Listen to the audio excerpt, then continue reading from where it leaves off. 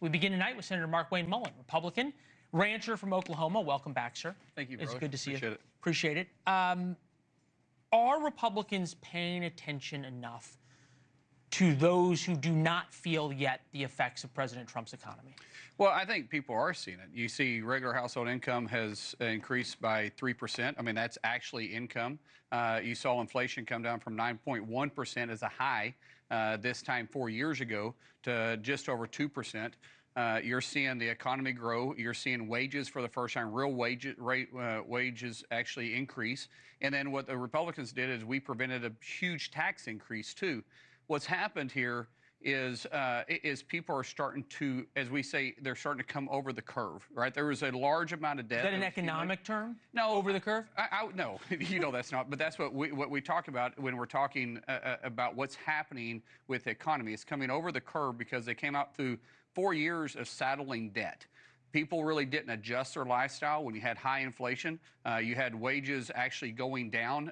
You saw so you're saying things are going to start getting better, and they had already starting getting. Okay. I mean, they're already starting to get better. The numbers reflect it. But then why? And this is the number that stunned me. If you are going to the grocery store, as a quarter of Americans are, and still struggling to afford groceries, and still putting it on a buy now, pay later app, that's up 14%. If you're doing that to buy groceries, you're not feeling good. There's no way to. Are Republicans doing enough to tell those people we still feel your pain?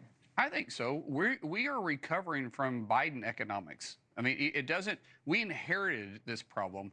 We're slowly fixing it, and all the economic numbers will tell you that's happening. You've got to remember, 3/4 of Bloomberg's economists said that it was gloom and doom when President Trump came in. The numbers do not reflect that, and the economy doesn't reflect that. Neither does bring home pay reflect that. But just think about it. When it's one big beautiful bill, right? We doubled the child tax credit. That's going to be big. We started helping single families and mothers with daycare. That's going to be big. We prevented a $4 trillion tax increase for the American people, and the average family of four is going to see $1,400 more of disposable income a month.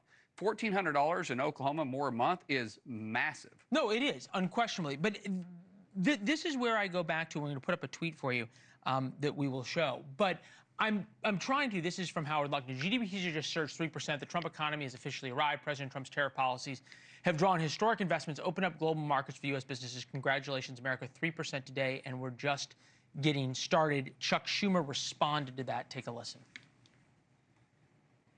Donald Trump's administration is raising costs and sowing chaos in the economy. And while the Trump administration will try to wave rosy headlines about the Q2 number, today's GDP number is, in fact, a mirage. I don't really understand what he means, but it's a mirage. But when Americans are hurting, the party in power always gets blamed. Sure. Well, if Chuck Schumer's talking, if his mouth is open and he's talking about President Trump, he's talking about the economy, he's talking about politics, he's lying. And I mean, it's just as flat as it simply goes. When you start looking at what's happening around the country with manufacturing coming back, you can't have a strong middle class, a thriving middle class, if you don't have a strong manufacturing base. Manufacturing had left. President Trump tried to bring it back in 2017, 18, 19, and 20. The Biden administration, through their heavy-handed regulations, ran them off again. Now they're coming back, and because of the one big beautiful bill, we put things in place like permanent, making tax cuts permanent, rolling back regulations. You're seeing what Lee Zeldin did just today. Probably the single biggest regulation rollback in American history, costing industries $54 billion a year, and an impact since it's been installed $1 trillion. When that manufacturing finally gets up and moving, because we have I hear you on all the numbers. There's so many big numbers being thrown around, so many percentages. But this goes back to what I was saying at the beginning. There's Wall Street economics, there's Main Street economics. You can't tell me that now, what, 14 months to the midterms? There's not a fear of, if things don't get better and if voters don't think Republicans care about people like me because they're celebrating all these rosy numbers, that this isn't going to be a problem. Well, if you just look at CNN's poll numbers, right, they said that the American people trust the Republicans more on the economy than they do Democrats by a 30-point swing. So, and if you talk about optimism, for the first time in decades, people are more optimistic about today than they were at last year. And so we feel like people are noticing what we're doing, because we can't fix this overnight. You can't fix what Obama and Biden destroyed during their terms in 7 months. But they do know that we're moving in the right directions. They see the investments in their backyards. They see their real household income increasing. The grocery prices, I mean, that's tough. As a family of 6, fortunately, my wife and I, because of the amount of work we have put in for 28 years of building companies, we can afford it. But it is even a sticker shock for me. I'll admit to you, I didn't do a lot of grocery shopping in Oklahoma. I have to do it up here because my wife doesn't live up here with me. I go home on the weekends, and I'm like, wow. We'll come back in a year and talk grocery prices. I got to get you on this though. I'm starting to feel, when it comes to Jeffrey Epstein, that Republicans are like a kid trying to explain why the cookie jar is empty. The explanation keeps changing. You got kids, you know what it was like. Sure. Okay. Is this going to become a distraction for you guys? I don't know if it's a distraction, because, my goodness, they've thrown everything at President Trump and at the Republicans at some point. But this was Republicans who were throwing this. Okay, so I just want to, let's break that down. What is going on with Kash Patel, Pam Bondi, and President Trump? Because they've all said they want the records released.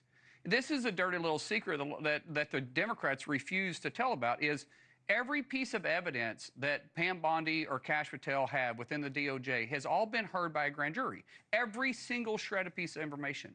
And we just saw, in all the news outlets or covered it for like a blur, and they haven't continued covering it. The only judge just weighed into this in Florida, and we haven't even talked to the judges in New York yet, that is over a grand jury, says, no, we're not releasing the information. Unless the judge that was overseeing the grand jury, they can't release it. Why does Donald Trump keep answering questions about it? Because he wants transparency.